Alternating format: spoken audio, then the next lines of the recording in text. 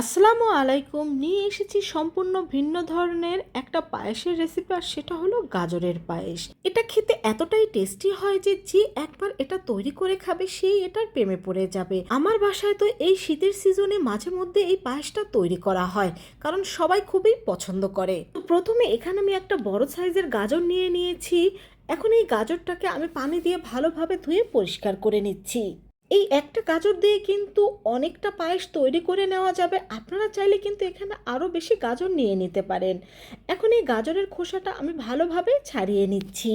তো খোসাটা ভালোভাবে এখানে ছাড়িয়ে নেওয়ার পর এরকম একটা গ্রেটার নিয়ে নেব। আর এরকম গ্রেটার কিন্তু আমাদের প্রত্যেকের বাসায় রয়েছে, আর যাদের বাসায় নেই তারা গাজরটা একটু ভালোভাবে কুচি করে নেবেন।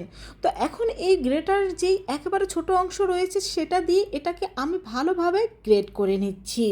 তো এখানে আমার সম্পূর্ণ গাজরটা ভালোভাবে গ্রেট করে নেওয়া হয়ে গিয়েছে। আর বন্ধুরা, এই পায়েসটা তৈরি করার ক্ষেত্রে কিন্তু এটাকে অবশ্যই এইভাবে ভালোভাবে গ্রেট করে নিতে হবে। তো এখানে আমি অল্প কিছু পোলাও চাল নিয়ে নিয়েছি, দেখতেই পাচ্ছেন খুবই সামান্য। এখন এই চালটাকে আমি ধুয়ে নেব। আর চালটা ধুয়ে পানিটা ভালোভাবে ঝরিয়ে এটাকে আমরা গুঁড়া করে নিয়েছি, তবে একেবারে মিহি করে গুঁড়া করিনি, কিন্তু দেখতেই পাচ্ছেন এরকম কিছুটা দানাদার ভাব থাকবে।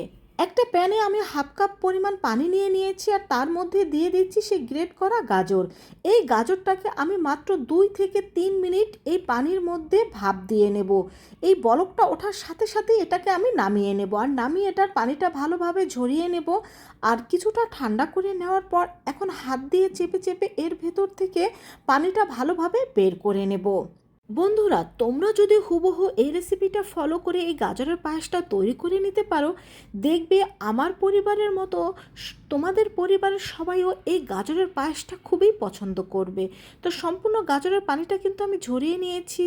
এখন ওই প্যানের মধ্যে আমি দিয়ে দিচ্ছি 2 টেবিল চামচ পরিমাণ ঘি। এখানে ঘির পরিবর্তে সাদা তেলটাও তোমরা ব্যবহার করতে পারো, তবে ঘিটা ব্যবহার করলে কিন্তু এর ফ্লেভার ও স্বাদটা অনেক বেশি ভালো হবে, তাই ঘিটা ব্যবহার করার চেষ্টা করবে। তো এখন ঘিয়ের মধ্যে আমি এই গাজরটাকে কিছুক্ষণ ভালোভাবে ভেজে নেব, তবে লক্ষ্য রাখবে ভাজতে গিয়ে যেন এই গাজরটা পুড়ে না যায়। 4 থেকে 5 মিনিট এটাকে ভেজে নিলেই হবে। তো এর মধ্যে এখন আমি দিয়ে দেব দুধ। এখানে গাজর অনুযায়ী অর্থাৎ গাজরের পায়েস অনুযায়ী এখানে দুধটা কম বেশি লাগতে পারে। আর দিয়ে দেব সেই গুঁড়ো করে রাখা পোলাও চাল। এই চালটা অবশ্যই দিতে হবে। আর দিয়ে দিচ্ছি এখানে কিছু আস্ত গরম মশলা। এখন যা বলছিলাম চালটা এজন্য দিতে হবে যে এই গাজরের পায়েসটা কিন্তু এই চালটা দেওয়ার কারণে অনেক বেশি ঘন হবে। আর চালটা যেহেতু পোলাও চাল, এর টেস্টও কিন্তু অনেক বেশি ভালো হয়।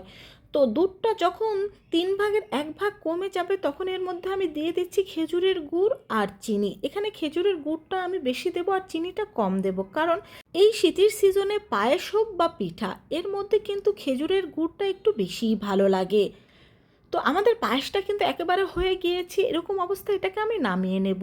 আর এটা কিন্তু ঠান্ডা হওয়ার পরে এতটা পাতলা থাকবে না, ঠান্ডা হওয়ার পরে কিন্তু এটা অনেক বেশি ঘন হয়ে যাবে। আর তোমাদের সার্ভ করে দেখিয়ে দিচ্ছি, দেখো কতটা লোভনীয় হয়েছে আমাদের এই গাজরের পায়েস। বাসার বিভিন্ন অনুষ্ঠানে কিন্তু এটা ভিন্ন ধরনের পায়েস রেসিপি তোমরা রাখতেই পারো। আর আমার এই ভিন্ন ধরনের পায়েসের রেসিপি যদি তোমাদের ভালো লেগে থাকে, চ্যানেলটি সাবস্ক্রাইব করে পেজটি ফলো করে পাশে থাকবে। তো কিছুটা বাদাম কুচি দিয়ে দিচ্ছি। আর এই শীতের সিজনে একবার হলেও তোমরা এই গাজরের পায়েসটা ট্রাই করে দেখবে, দেখবে তোমাদের কাছেও খুব ভালো লাগবে। আর দেখো এটা কিন্তু এখন অনেকটা বেশি ঘন হয়ে গিয়েছে। তো সবাই ভালো থেকো, আল্লাহ হাফেজ।